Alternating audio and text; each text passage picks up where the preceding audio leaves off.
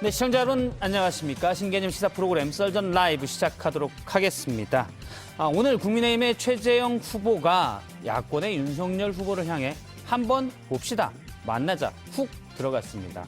갑자기 들어온 훅에 윤석열 후보 측은 조금은 당황한 모습 보였는데요. 점차 공세적으로 나서고 있는 최재형 후보 얘기를 집중적으로 좀 풀어보도록 하겠습니다. 오늘 썰전 패널은 더불어민주당의 김영진 의원 그리고 국민의힘의 조혜진 의원 찐찐클럽 오늘 나왔습니다.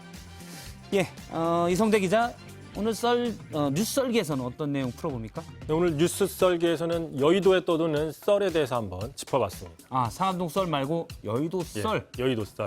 예, 그 가능성을 보겠다는 예. 거죠? 오세훈 서울시장이 출마할 수 있다. 이런 썰입니다.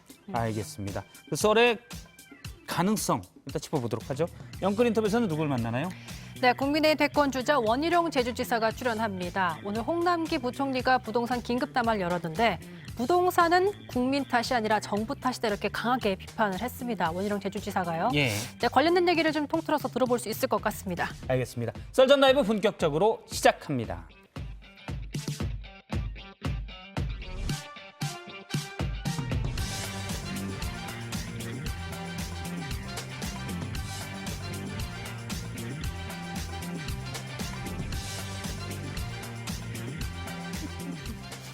예, 날선 토크 썰전 라이브. 오늘 패널은 더불어민주당의 김영진 의원 그리고 국민의힘의 조혜진 의원 두 분이 찐찐 클럽입니다. 모셨습니다. 어서 오세요. 네, 안녕하세요.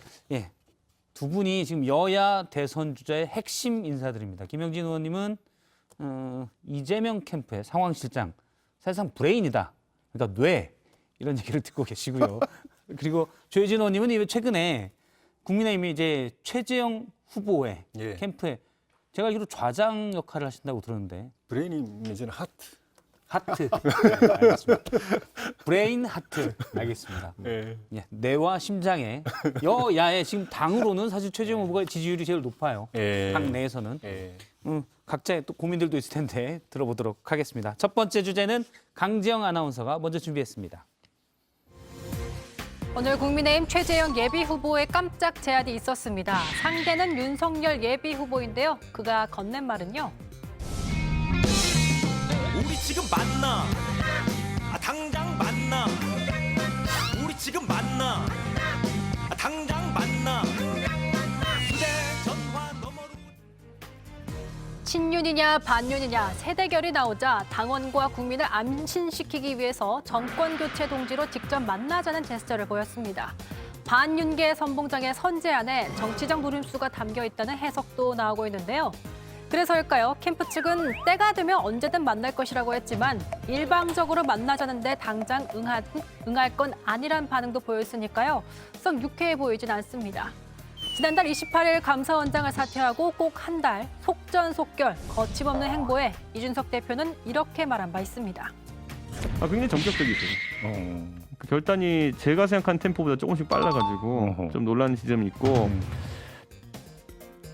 최 후보는 정치 신인으로 정치 기반 다지기 위해서 당과 밀착 행보도 하고 있지만 현실은 야권 지지율 1위의 대체제 플랜 B 평가를 받기도 했죠. 이런 분위기를 최 후보도 알고 있는 모습입니다. 저를 윤석열 전 총장 대안이다 뭐 이렇게 말씀하시는 분들이 사실은 있어요. 그러나 저는 저 자체로 평가받고 싶고. 먼저 만남을 제안하며 드러낸 존재감. 과연 대체제가 아니라 국민의힘 후보로 자리매김할 수 있을지 함께 지켜보시죠. 예, 첫 번째 얘기는 최재형의 훅, 윤석열 만나자로 잡았습니다. 훅은 제보다 좀 더 강한 훅일 수도 있고요. 사실 제가 쓴 훅은 그냥 훅 들어왔다. 이런 의미에서 훅으로 잡았습니다. 조혜진 의원님은 이제 최재형 캠프의 심장, 하트로 가셨는데 윤석열 후보를 이제 만나자 최재형 후보 측에서 이렇게 오늘 얘기를 했는데 예. 캠프에서 좀 논의가 된 내용인가요? 어떻게 된 거예요? 지난주에 내부 회의에서 제안이 건의가 있었습니다. 그러니까 벌써 한 일주일 됐죠. 예. 일주일가량 됐는데 그때 취지는 정권 교체를 위해서는 어차피 서로가 동지적 관계고 우군인데 그동안에 우리 정치 또 우리 보수정당의 관행을 보면은 경쟁하다 보면은 이게 그 대립 구도가 생기고 예. 또 분열 구도가 생기고 그래서 국민의 뜻에 부합하지 못한 일들이 많았다. 조금 그런 조짐도 좀 보인다. 그런 측면에서 어쨌든 국민들이 정권교체 대안으로 유력하게 지금 기대하고 있는 두 분이 만나가지고 예. 그런 그 염려를 불식시키고 우리는 하나다. 민주당 원팀이라고 하셨는데 당 밖에 계시고 당 안에 계시지만은 하나다. 그리고 힘을 모아야 된다.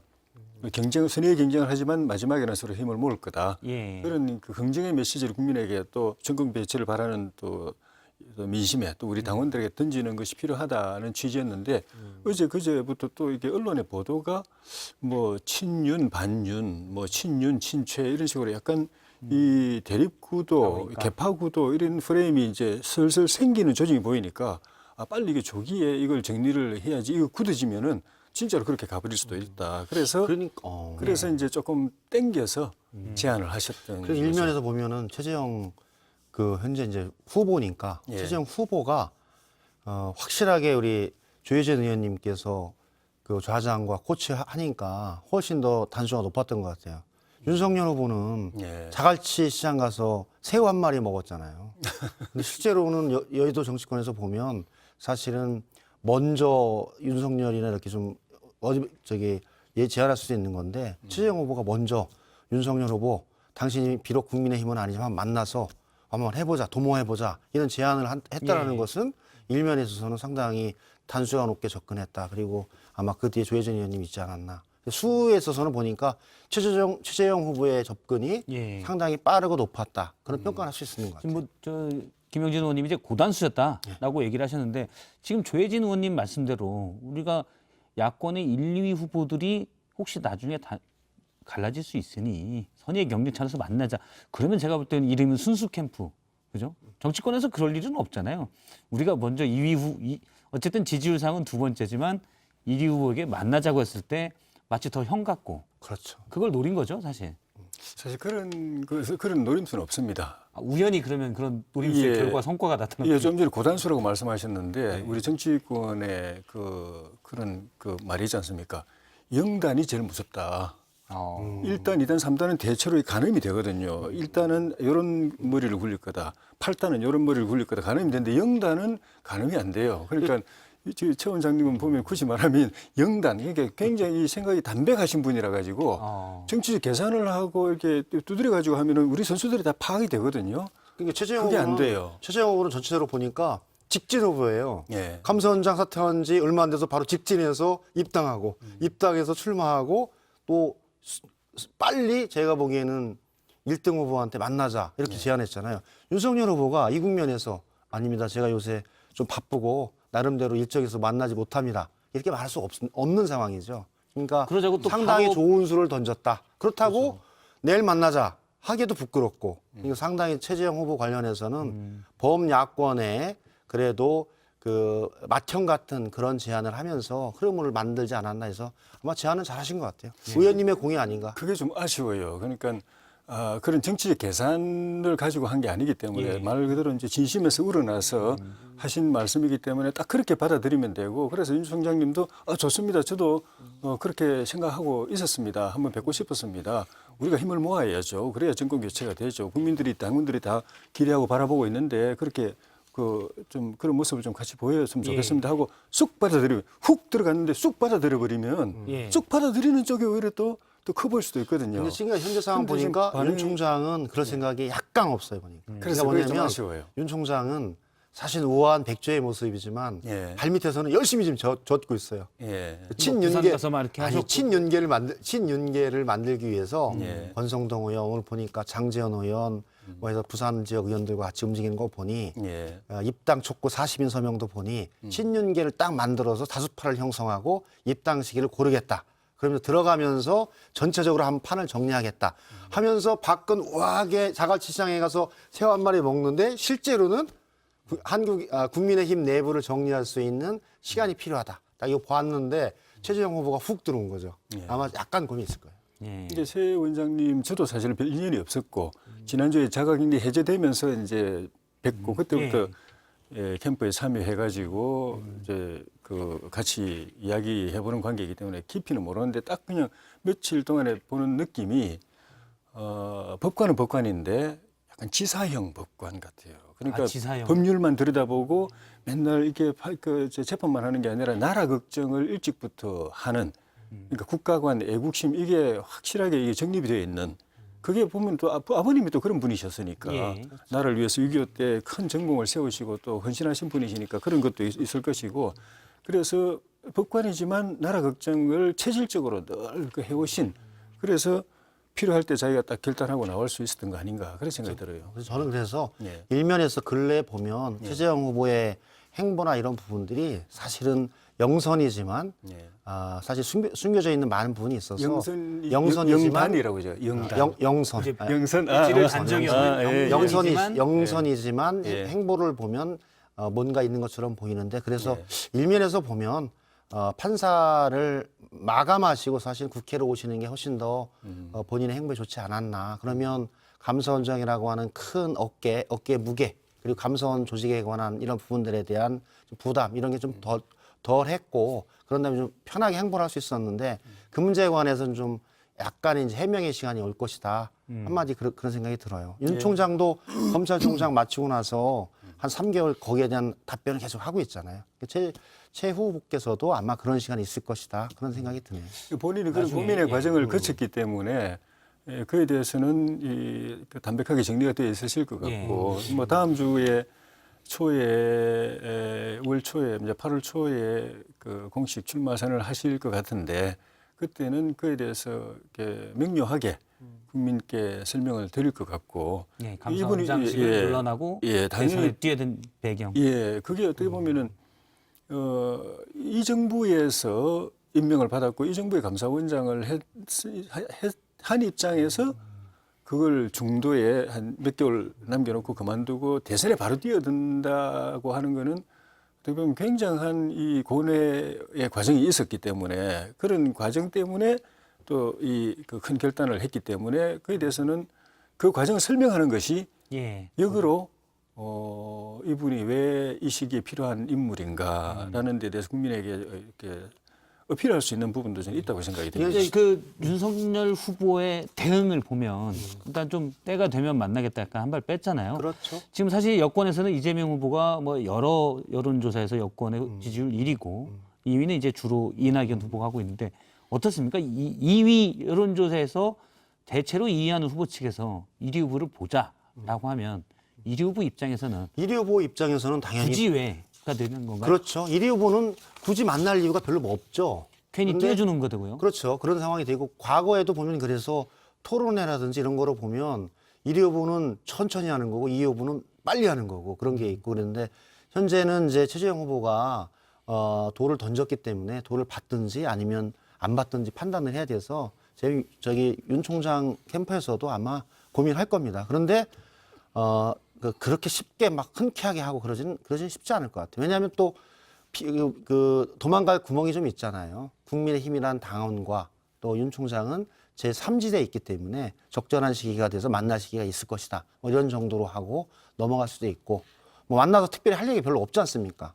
솔직하게. 그렇죠. 사실 뭐 그림 한번 보여주는 거죠 뭐. 그리고 나서는 바로 파이트로 들어가는 겁니다. 왜냐하면 1등 후보와 2등 후보이기 때문에 그거는 어쩔 수 없는 경쟁의 과정에 들어가기 때문에 아마 첫 번째 그림 이외에 그렇게 우아한 그림이 만들어지긴 쉽지 않다. 그리고 두 분의 이 정치권 진출이 비슷하기 때문에 그래요. 좀 상이하면 약간의 보합적인 부분이 있는데 한 사람이 떨어져야 한 사람의 지지율이 올라가는 관계로 돼 있기 때문에 대체제, 보완제가 아니고요. 그렇죠. 대체제의 관계이기 때문에 저는 한 번 정도 만나시면서 서로 판단하시지 않을까. 근데 그 전망은 조금 안 맞을 가능성도 좀 있어 보여요. 그러니까 최재형 원장님 제가 조금 짧게 말씀드렸지만은 제가 지금까지 이회창 총재님도 이제 판사 출신인데 이제 정치를 하셨고 제가 그분을 모셨었거든요. 그래서 이제 박찬종 의원님도 좀 그 기존의 정치 그 문법하고는 다른 이제 분이셨는데 그분도 모셔보고 했습니다만은 이분은 그분들하고도 또 틀려요. 그리고 쉽게 이 기존 정치 풍토나 이 문화나 문법에 완전히 자기를 몸담가 가지고 완전히 그쪽에 이렇게 적응해서 변신해서 갈 분도 아닌 것 같아요. 그러니까 정치에 들어와서 정치하고 따로 놀 수는 없지만은 빨리 학습하고 빨리 적응하고 하지만 자기 평생을 살아온 자기 고유의 컬러는 그대로 갈 것 같고 이것이 본인이 가진 특장점이고 경쟁력이고 이것 때문에 이 시대에 대한민국에 이분이 필요하다는 그런 평가를 받을 수 있는 거라 가지고 그대로 가실 것 같은데 최재형만의 정치를 하실 것 같고 그게 대선부터 이 정치판을 상당히 정치 문화를 상당히 바꾸어 놓는 그런 이 결과가 있을 수 있어요. 일면에서 보면 제가 보기에는 이제 최재형 후보가 가지고 있는 특성이기도 한데요. 저는 그 판단은 일단은 예선전을 거쳐야 되는 거 아닙니까? 국민의 당원들과 국민들의 여론조사를 통해서 판단하고 결정되는 부분이 있고요.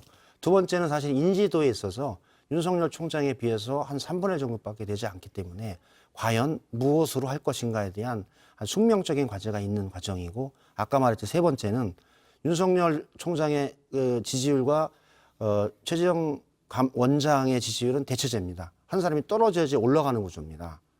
그렇기 때문에 이거는 피할 수 없는 과거의 감사원장으로 가지고 있는 이 정체성과 컨텐츠로는 이 대응하기 어려운 그런 과정이 올 것이다. 그래서 지금까지는 제가 허니문 기간이에요, 사실은. 네. 얼마나 좋아요, 국민의힘당에서 그동안 선수가 두 자릿수는 없는 지지율이 넘는 사람이 없었는데 대체적 육박하는 선수가 있고 또 밖에 두 자리가 있는데 올 것처럼 보이고 예. 하니까 국민의힘당에서 허니문 기간이죠. 지금 말씀하신 대로 근데 과연 제가 대체적으로 그- 얘기를 설명하실 기회를 드릴게요. 한길리서치 여론조사가 나왔습니다. 대체제의 가능성이 어느 정도 있나. 근데 사실 최근 이 조사만 놓고 보면 조금 있는 것 같아요. 그러니까 최재형 후보가 윤석열 후보를 대체할 수 있는 가상 양자 대결 조사를 보면 이재명 후보 측에서도 이제 최재형 후보에게 신경을 쓸 수밖에 없는 상황인데, 예, 가상 양자 대결을 보더라도 지금 최재형 후보가 이재명 후보와의 대결에서 오차범위 바깥에 바로 30.9 대 38.8이니까요. 7.9%포인트 정도밖에 차이가 안 나고요. 그러니까 민주당의 이낙연 후보와 최재형 후보의 가상 양자 대결을 보면 오차범위 내에서 이낙연 후보가 앞서 있긴 하지만 오차범위 내입니다. 지금까지는 뭐 야권이라고 하면 양자 대결에서 저렇게 보일 수 있는 사람은 윤석열 후보밖에 없었는데 일단 윤 후보가 아닌 최 후보가 나와도 대선은 될 수 있겠구나라는 게 좀 있을 것 같아요. 오늘 저 여론조사 나왔을 때 캠프 내에서는 엄청 좋아했죠. 그 트렌드, 민심의 흐름이 이런 쪽으로 가고 있다라는 걸 이제 느낀 거죠. 예. 그러니까 그 윤석열 총장이 현직 그 검찰총장으로 있다가 갑자기 뜨기 전에는 사실은 정권 후반기로 가면서 문재인 정권에 대한 이 그 불만도 그 많이 쌓이고 또 정권 교체 여론이 많이 이 축적이 됐음에도 불구하고 그 기존의 당내 후보들한테 누구에게도 그 민심이 쏠리지 않았거든요. 예. 그러니까 저 당내 후보들 지지율은 오르지 않고 그런데 정권 교체 민심은 굉장히 계속 이렇게 그 누적이 되어 가고 있었고 그러다가 이제 그 윤석열이라는 이제 인물한테 탁 꽂혀가지고 그쪽으로 이제 확 가서 후보가 뜬 거거든요. 그때까지는 단일 카드인 거죠. 정권 교체를 바라는 민심의 입장에서 볼 단일 카드였는데 이 여론조사 결과가 보여주는 거는 최재형이라는 새로운 카드가 생겼다. 그러니까 정권 교체를 바라는 민심이 바라볼 때 윤석열을 밀어도 정권 교체 해볼 만하지만 최재형을 밀어도 유사하게 앞으로 뭐 더 커질 수도 있겠지만은 정권 교체를 해볼 수 있겠다라고 판단했다는 것이 이제 여론조사에서는 이제 나타난 것이고 예. 결국은 두 분 중에 한 분을 내세워 가지고 정권 교체에 도전을 하게 될 터인데 두 분 중에 누구를 선택할 것인가는 마지막 순간에 이제 선택하는데 그거는 어느 후보가 더 본선 경쟁력이 있고 또 안정적으로 정권 교체를 이루어낼 수 있을 것인가라는 걸 두고 민심이 좀 평가할 거라고 봅니다. 그러니까 의원님 말씀하신 대로 현재에서는 그래서 제가 보기에는 윤석열과 최재형은 서로 한 번은 우아하게 웃을 수 있는데 그럴 수 없다. 서로 대체제다. 두 번째는 말씀하셨듯이 우리 여당도 마찬가지입니다. 어느 후보와 상대 경쟁을 했는데 둘 다 이긴다. 이런 조사가 꽤 나오잖아요. 그렇지만 가장 확실하게 이길 수 있는 후보가 누구냐. 본선 경쟁력이 가장 강한 후보가 누구냐. 이게 사실은 민주당의 선거인단이 후보를 선택하는 기준이지 않습니까? 여기도 똑같죠. 그러니까 여기서 윤석열과 최재형 중에 누가 가장 당선 가능성이 높냐를 가지고 판단하는 시점이 오는 거죠. 그래서 현재는 제가 보기에는 정권 교체 여론이 정권 재창출의 여론보다 높기 때문에 거기에 반민주당, 현재에 대한 문재인 정권을 싫어하는 사람들이 모여서 그 지지율이 잘 응축됐기 때문에 나타나는데 실제로 그것을 자기 것으로 만드는 건 이제 윤석열과 최재형의 몫이죠. 그래서 제가 보기에는 윤석열의 지지율이 추세적으로 떨어진 이유도 사실 그것을 보여주지 못했기 때문에 떨어진 겁니다. 제가 여기서 일단 하나 고지를 말씀드리면 예. 두 분이 얘기를 하고 계시는데 저희가 이제 민주당 의원, 국민의힘 의원이지만 최재형 캠프의 심장, 이재명 캠프의 뇌입니다. 그래서 두 분에게는 각 후보에 대해서 편파적일 수밖에 없는 상황이라는 거 우리 시청자들을 위해서 다시 항상 한번 알고 있습니다. 고지를 드리고 그렇지만 저희는 또 모두에 말씀드렸지만 정권 교체를 위해서는 최재형, 윤석열이 원팀이기 때문에 예. 그 부분은 늘 좀 생각하고 이야기를 해왔고 앞으로도 그렇게 할 생각이고 민주당도 그 부분에 있어서는 예. 전혀 변함이 없습니다. 지금 이제 말씀하신 대로 그 현실은 윤석열 그렇지 않습니다. 아닙니다. 이제 조금 이따가 얘기할 텐데. 여기는 레이스가 시작이 되지 않았기 때문에 현재 그 평화가 유지되고 우리는 약간 열전의 상황에서 경선 후보를 선출하고 있는 과정이라고 그렇습니다. 조금 있다가 똑같은 상황이 재현될 겁니다. 저는 그건 좀 진짜 한번 눈여겨 보아주셨으면 싶은데 아마 다른 양상이 벌어질 거예요. 그러니까 이분이 아까 지사형 북관이라고 말씀드렸는데 예를 들면 우리 역사에서도 예를 들면 초대 그 대법원장 하셨던 김병로 대법원장 같은 분이 지사형 북관이셨거든요. 가인 김병로. 예, 그분이 독립운동하시고 할아버지죠? 독립운동하시고 김종인 김종인 비대위원장이 할아버지신데 독립운동하시고 그 대법원장 하셨고 우리 헌법의 토대를 건국의 토대를 이뤄놓으신 분인데 비유하자면 그분하고 비슷한 것 같아요. 그래서 그분도 끝까지 꼿꼿하게 가셨거든요. 정치를 하셨지만 꼿꼿하게 가시고 그 우리 사법부의 틀을 이제 그 법치주의 틀을 이제 제대로 세우신 분인데 제가 모르긴 몰라도 최재형 원장님은 당내 경선 또는 본선 나중에 대통령이 되시면 대통령으로서는 전혀 새로운 대통령 리더십을 보여드릴 거고 그런 측면에서 지금 이제 최재형 원장님의 지지율이 빠르게 올라가고 있는 부분은 한 부분은 그 윤석열 총장님에 대해서 이제 실망해서 약간 떨어져 나온 부분도 있지만은 이분이 스스로 지금 지지율의 외연을 그 블루오션을 지금 개척하고 있는 측면도 있고 이걸 타고 윤 총장님 지지율하고 합해서 우리가 압승할 수 있는 필승할 수 있는 지지 계층을 이제 만들어내는 이거 하나만 제가 여쭤볼게요.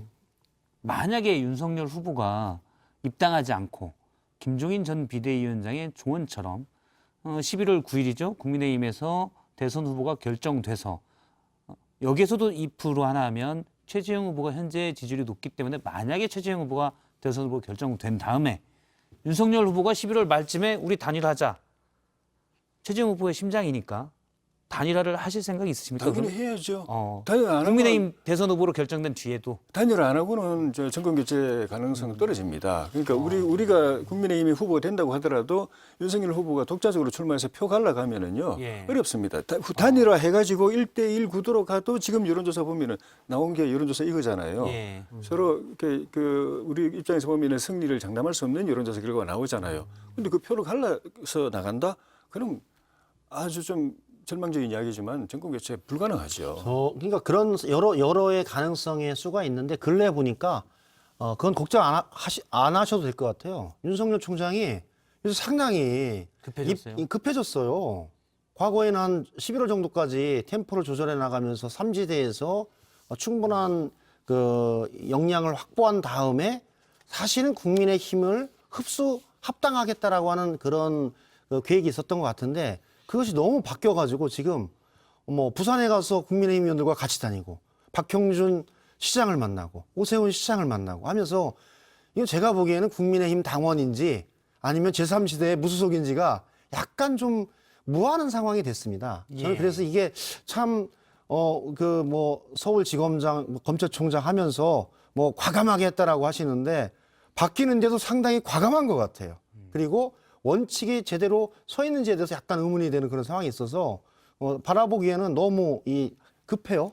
바쁘고. 김종인 비대위원장 구상대로 하면은 윤 총장님이 바깥에서 제3세력을 구축해가지고 국민의힘을 흡수하는 게 그분이 바라는 그러니까 멘토 역할을 하는 그분이 바라는 그림인지 모르겠는데 현실적으로 그게 어려운 게 지금 우리가 다 보고 있고 또 윤 총장님도 느끼고 있지만은 밖에 있으면은 이 네거티브 방어가 잘 안 됩니다. 그리고 결국은 저희 4.7 재보선 때 서울시장 선거에 재연이 될 가능성이 많거든요. 그때도 밖에 있는 안철수 후보가 훨씬 더 지지율이 높았지만 나중에 시간이 진행되니까 결국은 당 내에서도 후발이었던 오세훈 후보가 바람을 타면서 당 내에서도 경선에서 이기고 안철수 후보하고 단일화에서도 이기는 그 흐름이 다시 재현될 가능성, 그것이 이제 윤 총장님 쪽으로 하여금 잡혀 들어가야 되겠다. 예. 빨리 들어가야 제가 되겠다. 보니까 윤 총장의 출발은 창대했는데 중간에 가보니까 미미해지는 것 같습니다. 제가 들어보니까 이제 김영진 의원님 말씀 들어보니까 지금 말씀을 계속 이제 윤석열 후보를 좀 더 공격적으로 비판하고 계시니까 최재형 후보보다 윤석열 후보가 더 지금 이재명 후보 쪽에서 보기에는 어쨌든 현재로서는 더 공격해야 될 대상이라고 보시는 거군요. 현재는 이제 저희들은 보이는 그 지지율을 보니까 네. 윤석열 후보가 그래서 야권 1위 후보면 그에 맞는 대우를 해드려야 되는 거 아닙니까? 알겠습니다. 이제부터는 그 민주당 얘기를 좀 해보도록 하겠습니다. 지금까지 국민의힘 얘기를 했는데요. 민주당 얘기 강지영 아나운서가 준비했습니다. 오늘 민주당은 원팀 협약식을 열었습니다. 노무현 전 대통령 탄핵부터 지역주의 논쟁까지 네거티브 공방 그야말로 점입가경이었죠. 그래서 과열된 분위기를 가라앉혀 보자며 대선 주자들이 한자리에 모였는데요. 이른바 명락대전의 두 주인공. 내부 출혈 경쟁이 이어지면 대선 승리는 어렵다며 원팀 정신을 약속했습니다. 우리가 이 예선전에서 팀 구성 단계에서 상처를 깊이 입게 되면 본선의 경쟁력이 점점 떨어지게 되는 것은 주기의 사실입니다. 저희들은 조금 전에 원팀이라고 선언했습니다. 선언을 최고로 잘 이행하겠습니다. 다른 후보들도 과거에 집착하는 소모적 논쟁을 끝내자며 입을 모았습니다. 그런데 훈훈했던 이 분위기 얼마 못 갔습니다. 행사 직후 이재명 경기지사는 할 말은 계속하겠다는 입장을 밝혔는데요. 저는 객관적으로 있는 사실을 지적하는 것은 네거티브가 아니라 타당한 것이라고 생각합니다. 최소한의 방어 정도로 저를 지키는 데 필요한 정도만 하도록 하겠습니다. 이낙연 전 대표는 그동안 어쩔 수 없었다는 입장입니다. 마찰음을 내지 않기 위해서 최대한 완곡하게 표현하려고 노력했는데 우리 기자들이 또 완곡한 표현은 싫어하시잖아요. 오늘 민주당 본 경선 후 첫 TV 토론회도 열렸는데요. 경선 과정에서 나를 서운하게 한 후보가 있냐는 질문에 두 사람 모두 그렇다라고 했습니다. 콕 집어서 말할 수 있습니까? 뭐 굳이 집어서 말씀드릴 필요는 없을 것 같습니다. 아, 말할 수는 없고요. 있다. 말 안 할래요. 나중에 더 야단 맞을 것 같으니까요. 네. 짐작하는 대로입니까? 정책 주도권 토론에서도 아슬아슬한 설전은 계속됐습니다. 원팀을 약속한 민주당, 시작부터 쉽진 않아 보입니다. 예, 두 번째 주제는 민주당의 반나절 원팀 물음표로 잡았습니다. 민주당 지도부가 이제 오늘 대선 주자들과 원팀 협약식도 하고 아무래도 네거티브가 많으면 전체 지지율에서 민주당이 손해볼 것 같다라는 얘기까지 나왔지만 제가 오늘 또 본선에 TV 토론이 있었지 않습니까? 계속 이제 이어폰으로 들으면서 일을 했었는데 또 나오긴 하더라고요. 약간 네거티브 또는 검증으로 나오긴 하던데 일단 김영진 의원님이 나오셨으니까 이재명 캠프 측에서 이낙연 전 대표가 과거에 노무현 전 대통령의 경선 자금을 수사하자 이 촉구한 내용, 당시에 국회 연설 2007년인가요? 아마 그쯤으로 기억하는데 그 얘기를 꺼냈습니다. 앞으로 그런 부분은 계속 짚고 넘어가실 예정인가요? 지금 객관적인 사실에 대해서 사실은 얘기한 거고요. 아마 2006년, 7년 정도였을 것 같아요. 예. 탄핵이 의회에서는 가결이 됐는데 헌재에서 부결이 돼서 예. 2004년 총선이 있었고 그런 다음에 사실은 새천년 민주당에서 생활한 사람이 몇 명 안 되거든요. 그때 아시지만 뭐 한화갑, 김효석, 이낙연 이 정도로 해서 호남에서 살아왔고 대부분 다 열린우리당 후보들이 호남에서 다 됐죠. 그 시기에 왔기 때문에 이낙연 후보는 노무현 대통령에 대한 감정이 좋을 리가 없었죠. 그렇기 때문에 아마 2002년에 대선 자금 수사까지 올라가서 아마 그 얘기를 하지 않았나 그런 상황인데 지금 그것을 다시 검증해서 하자 그런 취지는 아니었는데 이낙연 후보가 과거 했던 말들에 대해서 한 번 더 본인 스스로 되돌아보고 그것이 적정했는지에 대한 판단들을 요청하는 정도 그렇게 보면 될 것 같아요. 뭐 키울 생각은 없고 그냥 한번 물어봤다 정도로 이해하면 이 사실에 대해서 2006년이네요. 얘기하는데 2006년 2월. 그렇죠. 이 사실에 대해서 국회에서 한 연설이기 때문에 그 연설에 진위가 어떻게 됐는지를 얘기해 주면 되잖아요. 그러니까 2004년 탄핵에서는 탄핵에 반대했다고 하셨고 2006년에 국회 연설에서는 또 대선 자금 수사를 얘기한 부분들이 논리적으로 잘 안 맞잖아요. 그래서 그런 문제에 관해서는 조금 더 솔직하고 담백하게 본인의 입장이 필요하다. 그런 취지로 아마 제가 보기에는 우리 김남국 의원이 페이스북에 쓰지 않았나 그런 정도로 보고 있습니다. 제가 볼 때 이 싸움이 생사가 걸린 싸움 같아요. 두 후보 간에. 그러니까 처음에 이낙연 후보가 뭐 한 더블 앞서 있을 때나 그 뒤에 역전돼 가지고 이재명 후보가 또 거의 더블 앞서 있을 때 같으면은 이게 그렇게 큰 변수가 안 될 텐데 지금 거의 이제 근접해가는 말 그대로 양강구도가 다시 회복되는 상황이기 때문에 지금 주인 없는 무주공산이 된 친문을 누가 가져가느냐가 결국 승패를 좌지우지하게 되는 거죠. 김경수 지사가 이제 그 카드가 없어지는 바람에 무주공산이 됐는데 여기가 누구 손을 들어주느냐. 사실 그 표는 잘 갈라지지 않고 집단적으로 움직일 가능성이 많아서 누가 가져가느냐인데 결국 이제 이재명 지사 쪽에서는 이낙연 후보를 친문으로부터 이제 떼어놓기 위해서 이 사람 친문 아니다, 친노도 아니다라는 것 갖다 이제 집요하게 강조할 수밖에 없는 것이고 또 이낙연 후보 쪽에서는 문재인 대통령 바지가랑이 끝까지 붙잡고 가야 친문을 이제 안고 간다 해서 이제 그렇게 가는 거기 때문에 이 싸움은 신사적으로 되게 아까 쉽지 않을 것 같아요. 저는 이제 제가 또 말씀드렸는데 대통령 후보는 누구의 누구의 우산, 누구의 뭐가 아니라 본인의 능력과 실력 이것으로 공정한 경선에서 경쟁에서 이기는 후보가 저는 대통령 후보다 그렇게 보고 있거든요. 그래서 뭐 과거의 어떤 부분 속에서 과연 공적 지위를 가지고 있었을 때 무슨 일을 어떻게 잘했느냐의 부분들을 자기의 이름으로 아마 이재명 지사는 이재명 브랜드로 이낙연 후보는 이낙연 후보의 브랜드로 추미애 후보는 추미애 브랜드로 평가받고 판단받는 게 맞죠. 근데 그 평가의 기준에 항상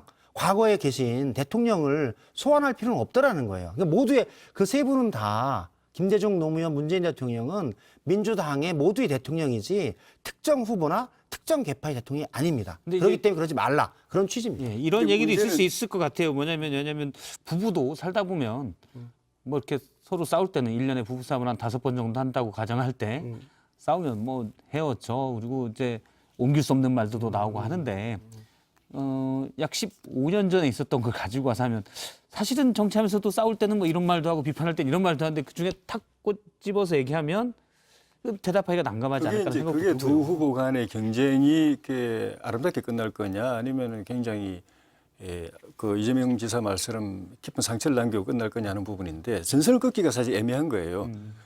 그래서 이낙연 후보도 처음에는 그 노무현 후보의 대변인이었거든요. 복심이었거든요.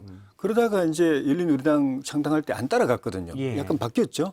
그리고 다시 이제 그 국회에서 노무현 대통령 탄핵 발의할 때 그건 또 서명 거부했습니다. 그때는 또 노무현 대통령 편에 섰죠. 그런데 그리고 이제 본인 말 따라 이제 부결했었고. 근데 그 뒤에는 또 나중에 이제 노 대통령 말씀 듣고는 또 실망했다고 그러고 그렇게 좀 전에 말씀하신 그런 이제 수사 촉구 이런 것도 있었고. 그러니까 반드시 친노 쪽도 아니었고 반드시 반도 쪽도 아니었어요. 그리고 이재명 후보도 기본적으로는 그동안에 뭐 지난번에 문재인 대통령하고 경선하면서 상당히 앙금이 있었고 그리고 문재인 대통령 복심인 전해철 후보하고 또 경기지사 경선하면서 또 앙금이 있었고 그런데 그 뒤에는 또 본인이 이제 상당히 지지율 올라가고 할 때는 이유가 있으니까 문재인 또 그 호위 무사 역할을 또 자청하셨고 그러니까 꼭 이재명 지사라고 해서 꼭 반문만도 아니고 친문일 수도 있고 그런데 서로가 자기에게 필요한 그 전선을 긋기 위해서 너는 하여튼 친문에서 이렇게 잘라내는 쪽으로 가니까 본인들이 기분이 나쁜 거죠. 난 꼭 그런 건 아닌데. 프레임이 제가 보기에는 친문이냐 아니냐 이런 부분들이 아니라 민주당 대통령 후보는 사실은 공정한 경선을 통해서 선거인단의 선택을 받는 것인데 자기의 이름으로 자기의 정책과 자기의 실력과 능력을 보여주는 것이지 세 분의 대통령을 소환해서 거기와 자기를 연관해서 하는 것은 적절한 경쟁의 장이 아니고 지금 20, 30대가 부모 찬스, 엄마 찬스, 삼촌 찬스 제일 싫어하지 않습니까? 자기의 능력과 실력으로 경선에 들어가고 그 속에서 판단을 받자 이런 얘기입니다. 굳이 거기에 세 분의 대통령을 소환하지 말자 그런 취지입니다. 지금 말씀은 이제 그래서 제가 보기에는 그게 친문이건 반문이건 그런 게 아니라 그 안에서의 전체적으로 다 똑같죠. 그러니까 전체 한 분 한 분의 행보를 보면은 어떤 때는 적자처럼 행동했고, 어떤 때는 서자처럼 행동했고, 어떤 때는 을자처럼 행동했는데 적통 논란을 벌이니까 서로가 인정이 안 되는 것 같아요. 제가 김영진 의원님이 또 그런 말도 했어요. 이제 이재명 후보의 뇌, 김영진 의원님이 직접 한 인터뷰에서 이낙연 후보는 문재인 대통령의 사실상의 반사체다. 지금 말씀하신 내용은 다 거기에 해당되는 거죠. 그러니까 이낙연 후보가 본인의 어떤 브랜드를 만들어야 되는데 문재인 정부의 최장수 총리로서 그렇게 해서 이제 반사체로서 부각되려고 하는 점을 비판 꼬집으신 거죠. 뭐 그렇게까지 두 분을 연관시키기는 않고요. 스스로의 능력과 스스로의 힘으로 무언가를 만들었던 결과가 과연 무엇인가를 가지고 검증받고 또 대통령이 된다면 전체 우리 국민을 책임지는 대단히 그 최고의 책임자인데 그에 걸맞는 행위를 위기의 시기에, 총리의 시기에, 전남도지사의 시기에, 국회의원의 시기에, 탄핵 국면에 제대로 했는 것인가에 대한 판단을 본인의 좀 정확하게 얘기하는 게 필요하다 그렇게 보는 거죠. 그런 측면에서 보면은 이재명 지사가 제가 볼 때 좀 유리해요. 이 지사는 어쨌든 간에 노무현 대통령, 문재인 대통령에게 의존하지 않고 자기 자본을 브랜드가 있죠. 그러니까 그 자기 이렇게 다소선 강한 것처럼 자기 자본, 자기 고유의 지지층을 확보해놓고 필요 조건을 갖춘 거죠 이미. 거기다가 친문 쪽의 도움만 조금만 있으면은 충분 조건까지 갖춰서 이거 먹을 수 있다는 거고.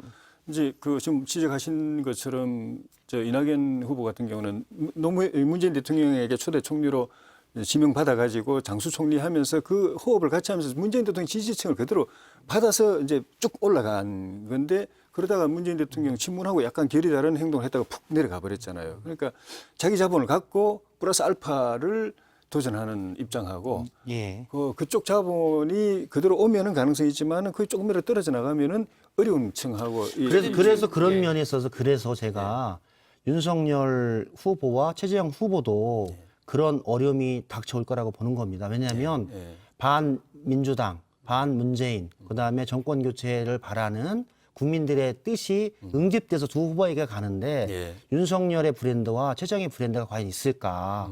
이런 부분들에 대한 부분에 대해서 비전과 내용을 가지고 설명해서 국민들 설득하지 못하면 동일한 결과를 가져온다 그렇게 보는 겁니다. 그래서 일면에서는 그래서 실제 그 전에 그 활동을 하셨던 홍준표 의원이나 유승민 의원은 나름대로 자기의 캐릭터와 내용이 있거든요. 그래서 나름대로 더 일면에서는 알찬 그 지지율이 있다라고 봐요. 낮지만 그 차이가 있습니다.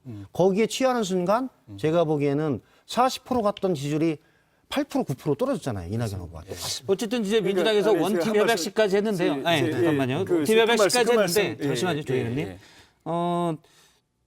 또 이 네거티브 얘기가 나왔어요. 그래서 토론회 조금 전에 끝난 토론회 영상을 제가 좀 그중에 짚어봤거든요. 물고 물리는 영상입니다. 잠깐만 들어보겠습니다. 여기 오는 시간에. 노무현 대통령 탄핵과 관련해 가지고 당시의 언론은 우리 그 이낙연 후보가 찬성적으로 돌아섰다라고 동아일보가 명시적으로 보도를 했거든요. 그 발언의 녹음을 보내셨던데요. 그 녹음이 전체가 아니었다는 걸 한 가지 말씀드리고요.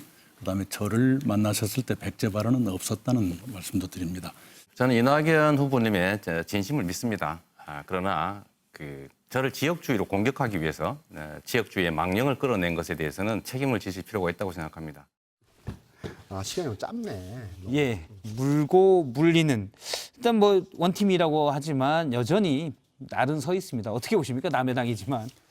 민주당이 그동안에 보면은 경쟁은 뜨겁게 그 경쟁 끝나고 난 뒤에 또 단합은 화끈하게 그랬었거든요. 그게 우리 보수 정당이 바라볼 때 좀 부러운 점이었는데 세상은 또 변하더라고요. 그래서 좀 전에 우리 이제 저 최재형 원장 같은 경우도 이제 우리 전당대회에 이준석 후보가 된 것도 세상이 변한 걸 보여주거든요. 그 변한 세상의 패러다임에서 이제 최재형 원장 같은 전혀 이쪽 그 코드가 아니었던 분이 들어왔기 때문에 저는 오히려 더 희망이 있다는 생각이 드는데 민주당도 그동안의 관례대로 그 뜨겁게 싸우되 화끈하게 단합할 것인가.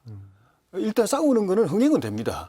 그렇지만 이 지사님 말씀처럼 그 과정에서 상처를 깊이 입게 되고 서로가 서로 같이 할 수 없는 상황이 되면 본선에서 표가 안 합쳐지죠. 정동영 후보가 그렇게 이명박 후보에게 압도적인 차이로 진 그 원인 중에 그런 것도 있었거든요. 그 점이 지켜보는 사람들도 그렇지만 또 민주당 지지자들이 걱정하면서 조마조마하고 하면서 보는 것 같아요. 네. 일단 뭐 네거티브 관련해서는 오늘 네거티브를 자제하자는 협약도 했기 때문에 민주당의 가치, 그 민주주의를 제대로 지켜나가면서 그 전체의 미래를 만들어 나가는 그런 모습을 할 수 있게끔 하고 예. 같이 모두 노력하겠습니다. 알겠습니다. 잘 준비해 주시는데 예. 우리의 길이 앞길입니다. 먼저 간 길이기 때문에 예. 답설이야 준 거. 예. 저희들이 한번 이 눈 쌓인 들판을 잘 한번 걸어가 보겠습니다. 예. 그 길을 따라오시죠. 알겠습니다. 두 분 말씀 오늘 여기까지 듣도록 하겠습니다. 고맙습니다. 네, 고맙습니다. 이번엔 라이브.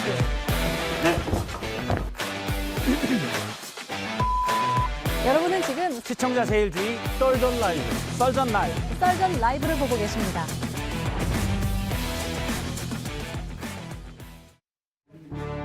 이 시각 주요 뉴스 알아보겠습니다.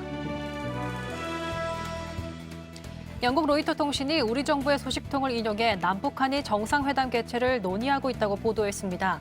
하지만 청와대는 외신 보도가 사실이 아니며 정상회담도 논의한 바 없다고 즉각 해명했습니다. 오늘 코로나19 신규 확진자가 1,896명을 기록하며 최고치를 경신했습니다. 정부는 다음 주에도 현행 사회적 거리두기의 효과가 나타나지 않으면 더 강력한 방역 조치를 검토할 수 있다고 밝혔습니다. 17명의 사상자를 낸 광주 철거 건물 붕괴 참사와 관련해 경찰이 중간 수사 결과를 발표했습니다. 당국은 무리한 철거 방법과 안전 관리자들의 주의 의무 위반 등이 복합적으로 작용해 참사가 일어난 것으로 분석했습니다. 끝은 없는 거야.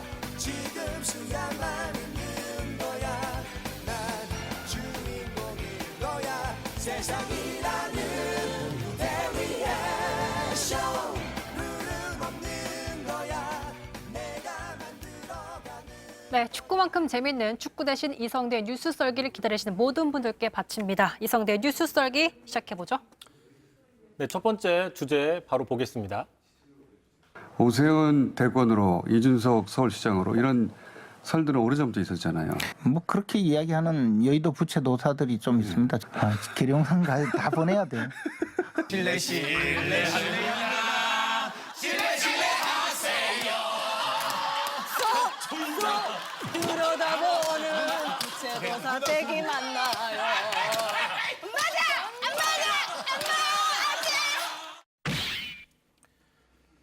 네, 여의도 부채도사 얘기라지만 제가 배추도사, 무도사 이거는 은빛갑에 나와서 아는데 부채도사는 또 처음 들어봐요. 저랑 비슷한 세대인데 부채도사를 모르신다고 하니까 잠깐 그러면 설명을 좀 드릴게요. 네. 자, 부채도사 90년대 초에 그 KBS죠 유머 1번지의 한 꼭지로서 상당히 좀 인기를 끌었습니다. 장두석 씨죠 개그맨. 유머 1번지도 처음 들어봐요. 아 그래요? 네. 자, 유머 1번지의 그 장두석 씨 저렇게 부채를 가지고 전뼈를 봅니다. 맞추는 주로 못 맞춰요. 그래서 이제 거기서 유머 코드가 있었는데요. 무릎팍도사의 원조격. 아, 그렇게 이해를 하면 되겠네요. 그럼 볼 수 있고요. 네. 참고로 그 혹시 만약에 부채도사 앞에 있으면 강앵커는 뭐 물어보고 싶은 게 있나요? 썰전 라이브가 잘 될지 앞으로도 이렇게 순항할 수 있을지 물어보고 예. 싶네요. 저는 우리나라 축구가 금메달을 딸 수 있을지 좀 물어보고 싶습니다. 예. 사이 또 4대 0으로 올라갔다고 네. 스코어가 속보입니다. 이제 저희 자, 거 보셔도 될 것 같아요. 이제. 자, 아무튼 본론은 들어가 볼게요. 야권에서 오세훈 대권, 이준석 서울시장 설이 나오고 있습니다. 이걸 얘기하는 거죠?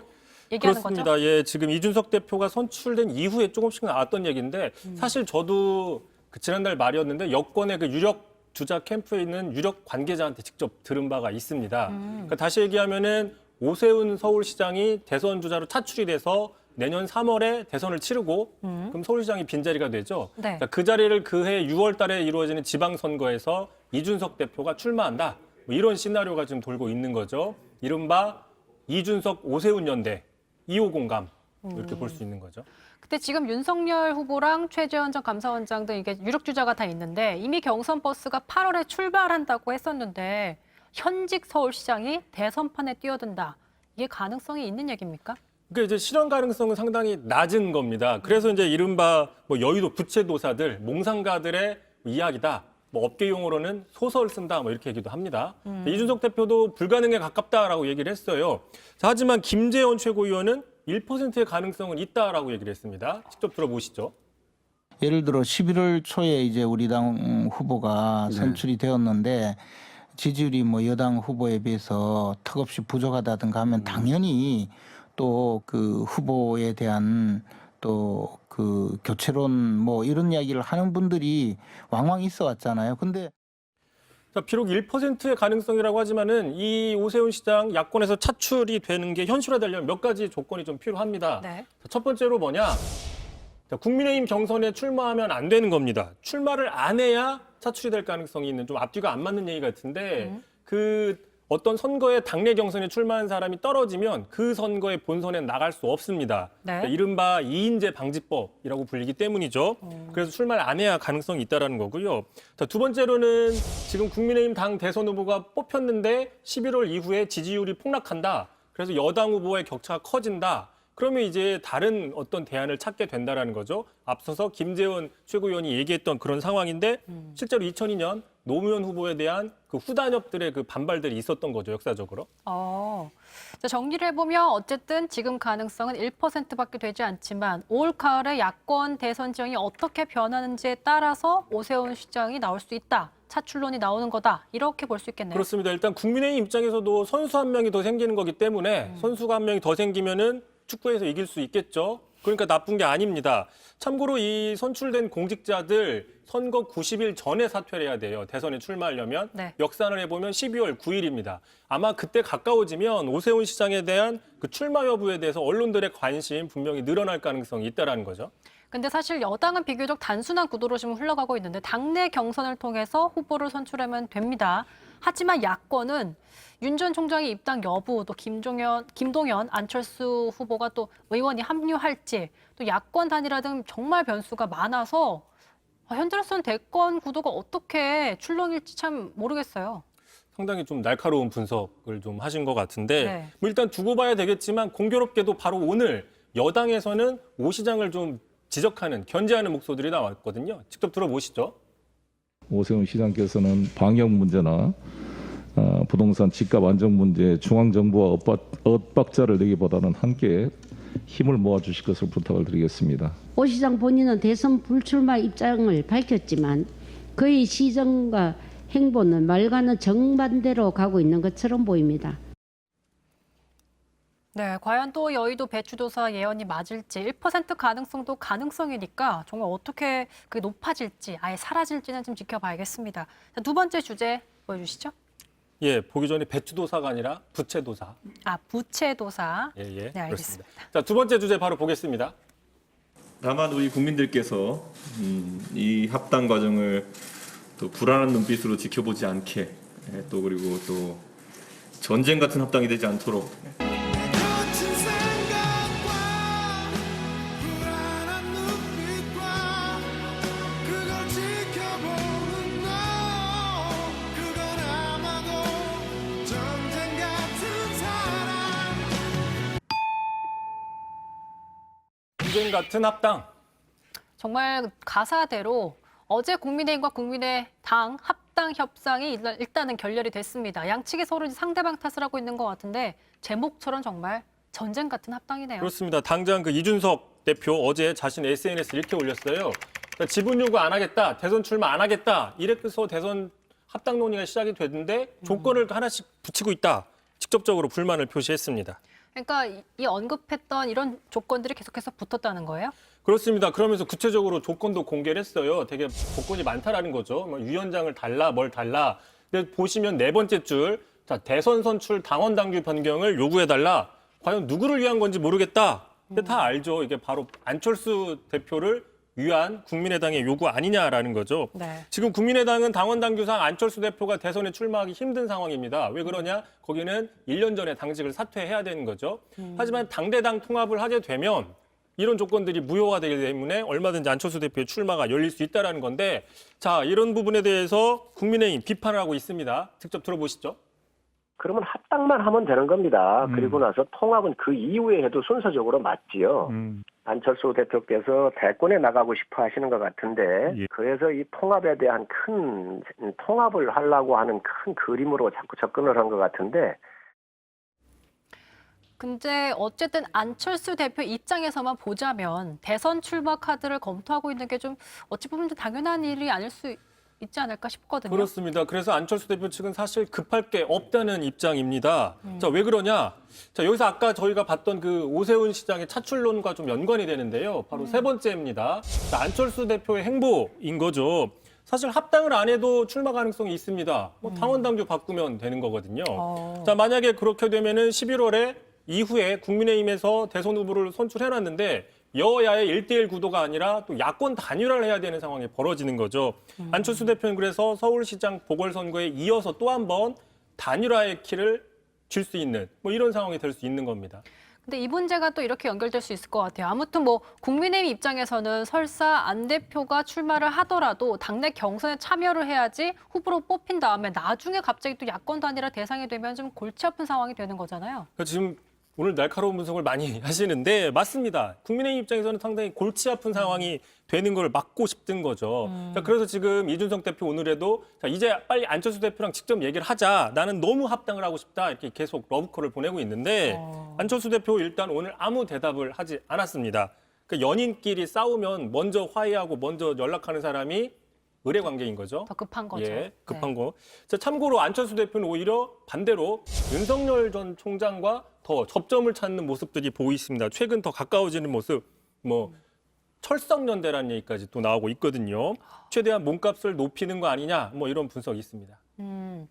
오늘 이제 이성대 기자가 대선 구도 전망을 정말 차근차근 썰어봤는데 앞으로 정말 이게 맞을지 부채도사처럼 맞을지는 좀 지켜봐야겠습니다. 알겠습니다. 수고하셨습니다. 예.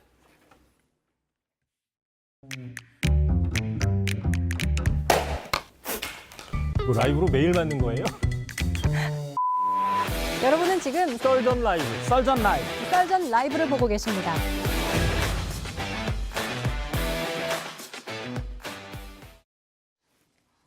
예, 영끌 인터뷰에서는 차례로 여야의 대선 주자들을 인터뷰하고 있는데요.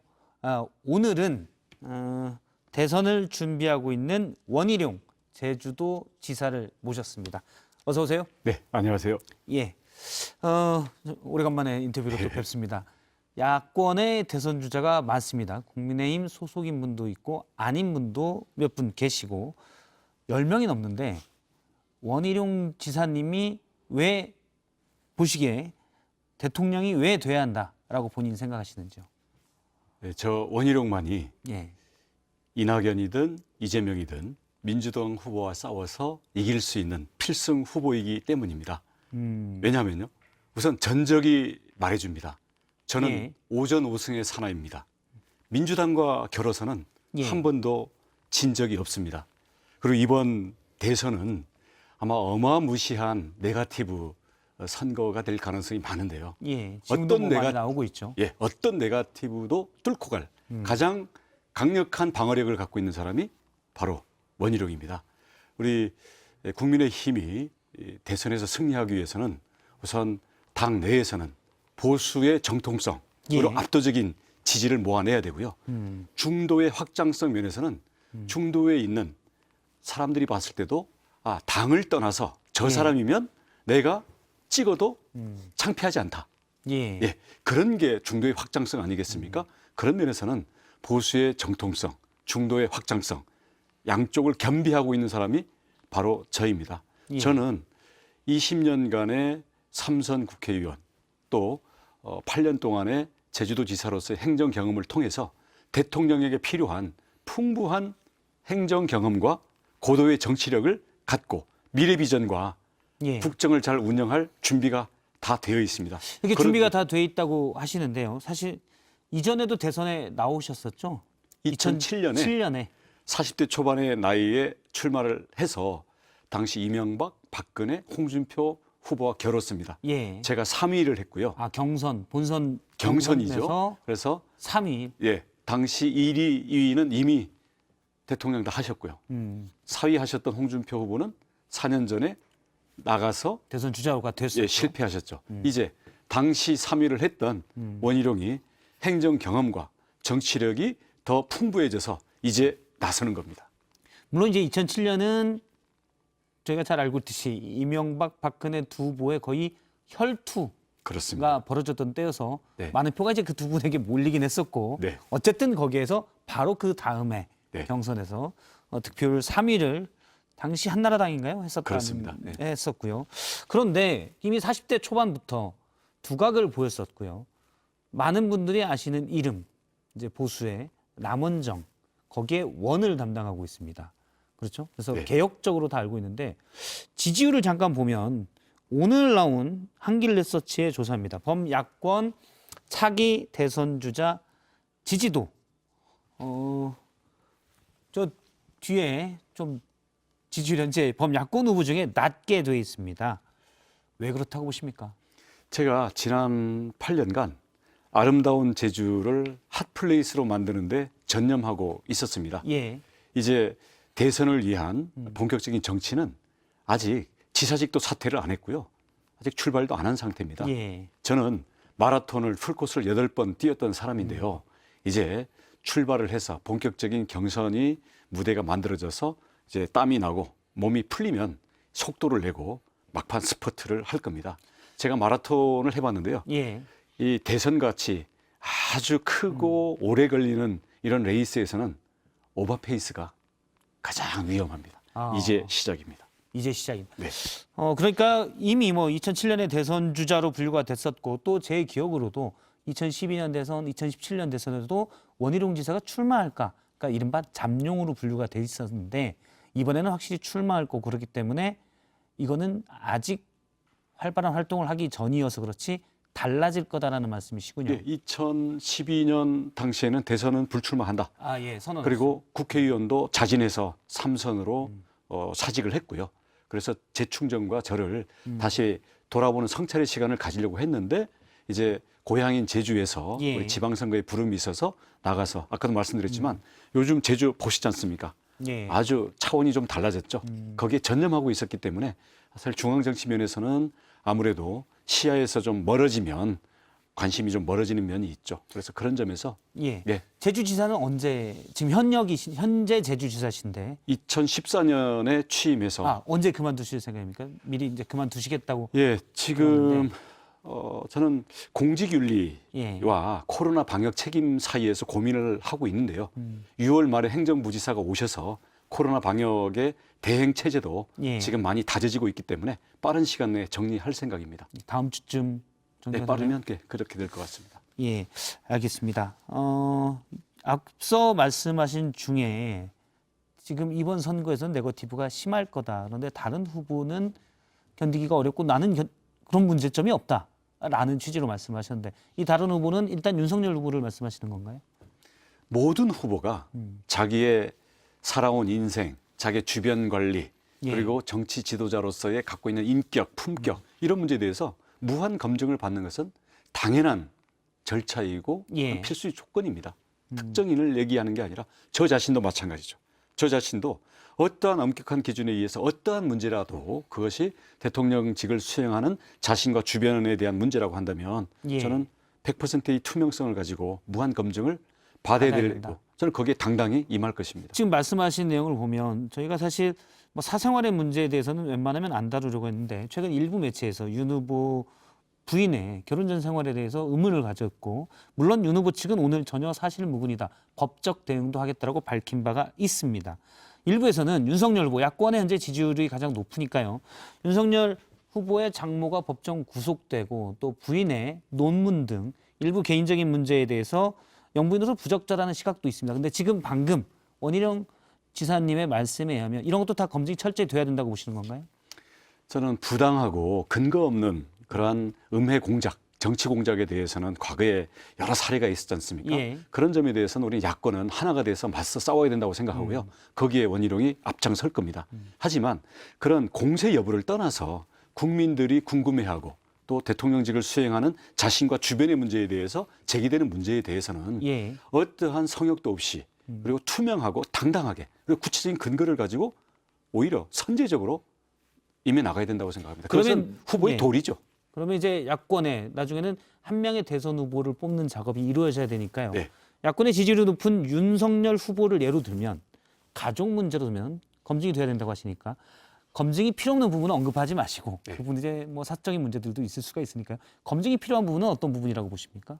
그는 제가 얘기하기보다는 앞으로 국민적인 궁금증 그리고 경선관리위원회에서 진행이 되게 되면 하나는 무제한 검증, 또 하나는 무제한 토론이 진행이 그리고 되게 제가 됩니다. 좀 더 구체적으로 말씀드리면 장모의 법정 구속 또 그리고 예를 들어 뭐 스포츠센터 채권 문제 관련돼서 또 재판이 진행 중인 부분도 있고요. 이런 부분도 다 윤석열 후보가 일부 책임을 져야 되는 부분이라고 보십니까? 그런 부분에 대해서 그 검증에 대해서 후보가 당당히 국민들의 궁금증을 해소할 필요가 있다.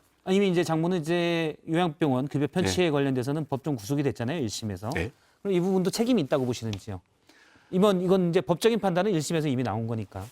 그 장모에 대한 법적인 책임을 예. 과연 사위가 져야 되느냐 이런 문제들에 대해서는 그 구체적인 사안을 봐야 된다는 생각이고요. 일부 여권에서는 그래서 당시에 이제 무조건- 윤석열 후보가 고의 검사했기 때문에 예. 당시 이제 조사 문제 수사나 조사 문제에 있어서 뭔가 암묵적이더라도 또는 뭐 영향력이더라도 있을 수가 있지 않느냐는 의문도 제기하고 있거든요. 추측과 카드라만 가지고 책임을 묻는 것은 사실은 또 무책임한 공세이겠죠. 예, 네. 알겠습니다. 윤석열 후보를 만나셔서 뭐 형 동생 하기로 하셨다고. 네, 그러니까 인간적으로는 예. 매우 그 이야기도 잘 통하고 음. 또 호탕한 스타일이어서 예. 나름대로 매력이 있더라고요.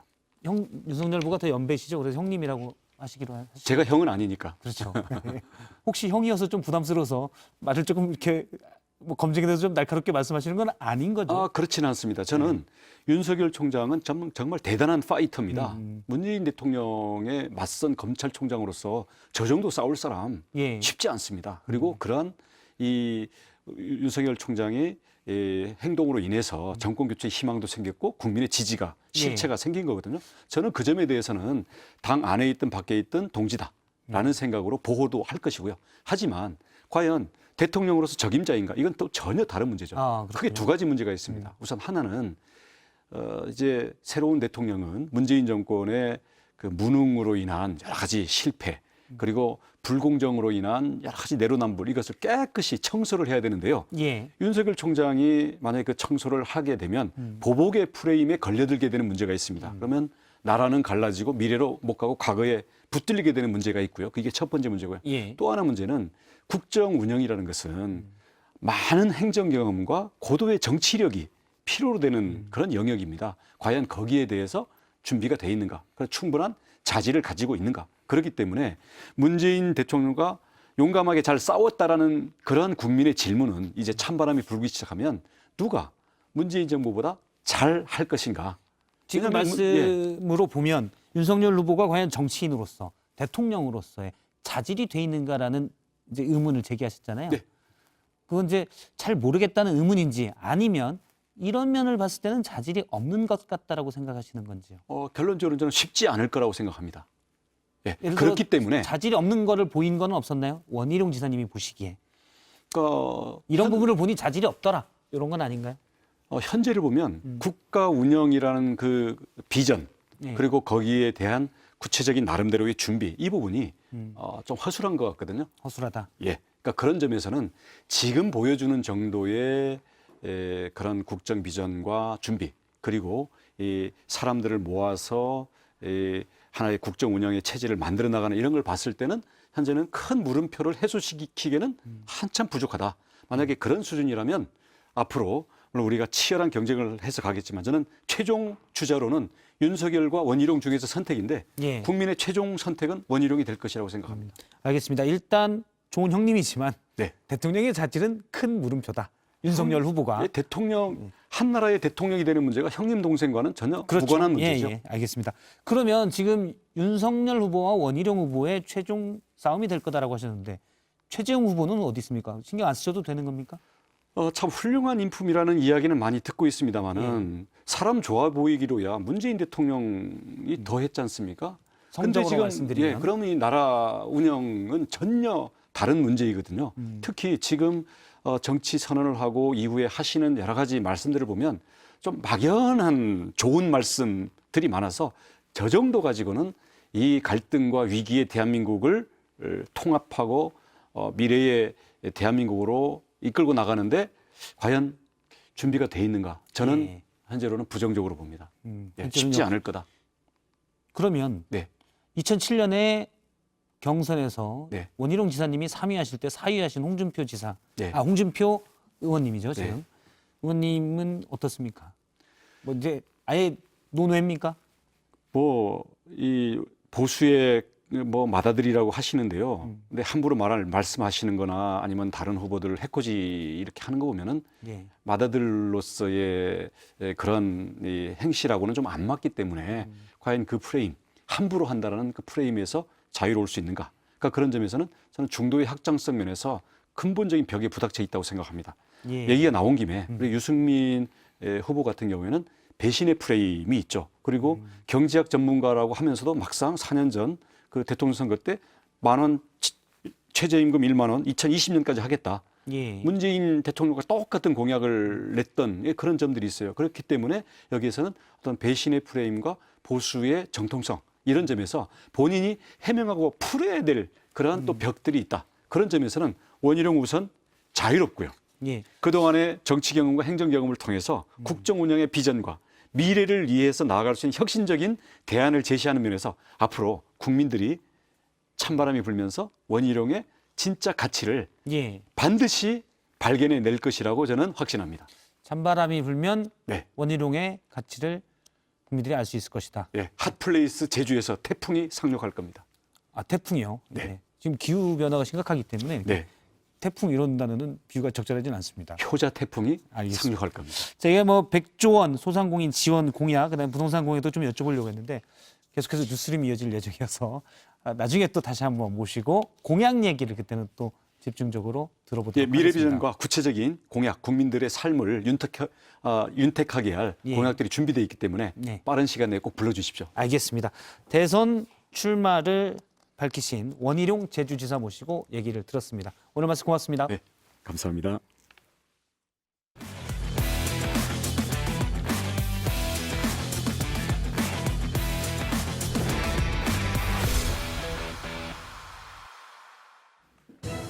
지금 시각 7시 10분 뉴스룸이 이제 5분 뒤 방송되는데요. 오늘 뉴스룸의 주요 소식 정리해드립니다. 해양보호생물로 지정된 제주 남방 큰 돌고래가 생존을 위협받고 있습니다. 몇 년 전부터 시작된 돌고래 선박 관광이 돌고래떼를 위협하고 있다는 건데 전문가들은 정작 다른 문제가 있다고 지적합니다. 돌고래들이 노는 마당에 그냥 들어온 거예요. 50m가 중요한 게 아니라 지금 돌고래 서식지 그 해안 연안에 거기서 거의 더 밖에가 있어야 된다는 거죠. 서식지를 위협받고 있는 제주 남방 돌고래의 실태, 뉴스룸 추적보도 훅에서 취재했습니다. 연일 이어지는 불볕더위로 이달 들어 어제까지 가축 26만 2천 마리가 폐사했습니다. 온도 차이에 민감한 축산 농가에서는 요즘 같은 날씨가 가장 고비인데요. 폭염과 사투를 벌이고 있는 축산 농가를 뉴스룸 밀착 카메라에서 다녀왔습니다.